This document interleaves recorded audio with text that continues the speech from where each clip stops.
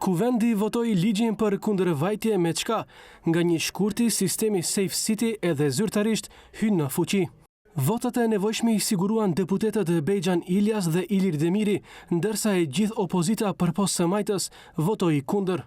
Vërejtjet e opozitës janë se sistemi nuk është vendosur në të gjitha qytetet, por edhe se mungon gjua shqipe në proces verbalet e gjobave. Vërejtje ka edhe për gjobat e larta dhe rrezikun e keq përdorimit të dhënave personale. Jemi për sigurinë e qytetarëve, por nuk jemi që ky ligj të kalon në këtë format, sepse ky ligj nuk është gjithë përfshirës, ky ligj nuk është në sinkronizim me Kushtetutën e Republikës së Maqedonisë së Veriut. Është e vërtetë që kemi pasur bisedime, por edhe një herë po e ritheksoj që ne votojmë sipas bindjes dhe qëndrimeve të qytetarëve.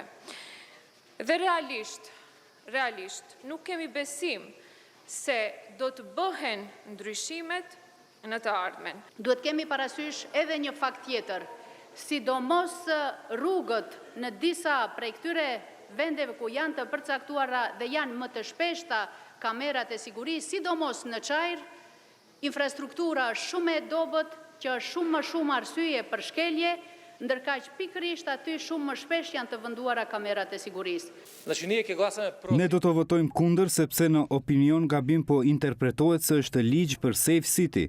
Ky nuk është ligj për Safe City, por është ligj për gjoba që do t'i shkatroj sistemi Safe City. Edhe përkundër faktit që mbështetin ndryshimet ligjore, e majta pati një sër vërejtjesh. Kjo do të thotë se gjithkush duhet të paguaj sipas të ardhurave që kanë. Nuk mundet një person që merr pagë prej 500 eurove të paguaj gjobë të njëjtë për shkelje të njëjtë, me atë që merr ndoshta edhe 50.000 euro pagë. Pasi shumica miratoi ligjin, Rina Ajdari nga BDI kërkoi votim me deklarim nominal, respektivisht që secili deputet të prononcohet një nga një gojarisht.